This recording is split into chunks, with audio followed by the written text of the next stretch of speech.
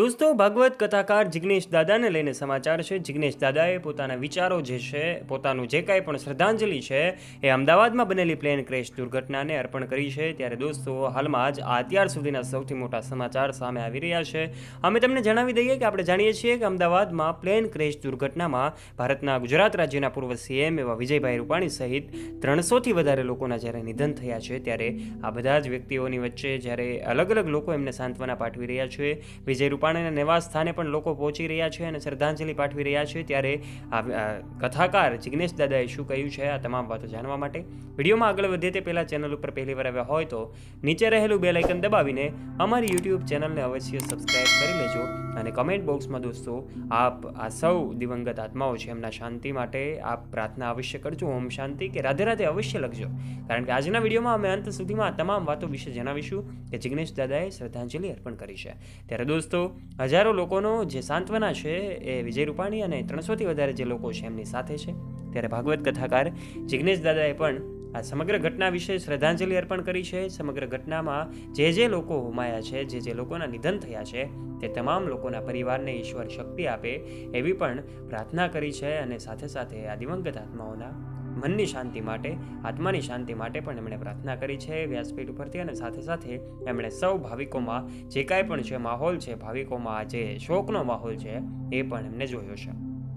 ત્યારે દોસ્તો, આ ભાગવત કથાકાર જિગ્નેશ દાદાની લઈને આ સમાચાર હતા કે જેમાં જિગ્નેશ દાદાએ પણ પોતાની શ્રદ્ધાંજલિ આ સૌ જે હોમાયેલા નિર્દોષ લોકો છે એમને અર્પણ કરી છે. અને એમણે પણ પોતે આ 2 મિનિટનું મૌન પાળીને શાંતિ વ્યક્ત કરી છે. ત્યારે દોસ્તો, આ સમગ્ર ગુજરાત રાજ્યમાં અને ખાસ કરીને દરેક ક્ષેત્રના અલગ અલગ લોકો આ વિજય રૂપાણી અને જે 300થી વધારે લોકો છે એમને અલગ અલગ માધ્યમથી, એમના કોઈક સોશિયલ મીડિયાના માધ્યમથી તો કોઈક ધાર્મિક મંચ પરથી, દરેક લોકો અલગ અલગ માધ્યમથી જ્યારે શ્રદ્ધાંજલિ પાઠવી રહ્યા છે. ત્યારે ગુજરાત રાજ્યના પૂર્વ મુખ્યમંત્રી વિજય રૂપાણીને પણ ગઈકાલે અંતિમ સંસ્કાર કરવામાં આવ્યા.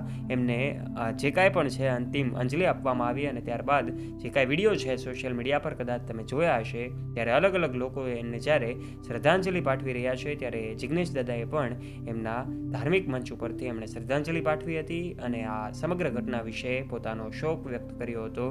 પોતે જે કાંઈ પણ છે એ શ્રદ્ધાંજલિ અર્પણ કરી હતી. ત્યારે દોસ્તો, આપણે જાણીએ છીએ કે અમદાવાદના પ્લેન ક્રેશ દુર્ઘટનામાં જે ઘટના બની છે તેની કોઈ કલ્પના પણ નહોતી કરી.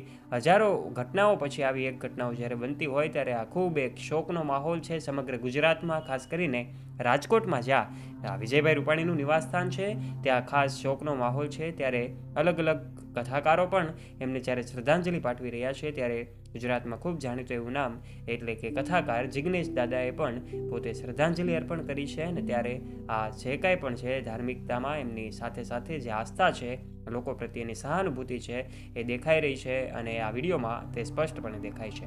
ત્યારે દોસ્તો, વિજયભાઈ રૂપાણીને અલગ અલગ લોકો જ્યારે કોમેન્ટ બોક્સમાં કમેન્ટ કરીને શ્રદ્ધાંજલિ પાઠવી રહ્યા હોય, કેટલાક લોકો રાજકીય નેતાઓ હોય, સામાજિક આગેવાનો હોય કે પછી અન્ય પક્ષના નેતાઓ હોય, તેમને મળીને શ્રદ્ધાંજલિ જ્યારે પાઠવી રહ્યા છે, ત્યારે તમે પણ કમેન્ટ બોક્સના માધ્યમથી વિજય રૂપાણી સહિત 300થી વધારે લોકો જેઓ હોમાયા છે એમને શ્રદ્ધાંજલિ આપવાનું ચૂકતા નહીં, કારણ કે આ તમામ નિર્દોષ લોકો હતા કે જેમણે અચાનક મોતને ભેટી પડ્યા છે.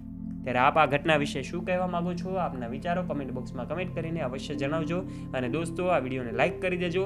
તમારા દરેક ગ્રુપમાં ફ્રેન્ડ્સ સાથે શેર કરવાનું ના ભૂલતા. તથા આવા ને આવા રસપ્રદ અને રોચક વિડીયોઝ નિહાળવા માટે અત્યારે જ નીચે રહેલું બેલ આઇકન દબાવીને અમારી યુટ્યુબ ચેનલને અવશ્ય સબસ્ક્રાઇબ કરી લેજો. ધન્યવાદ.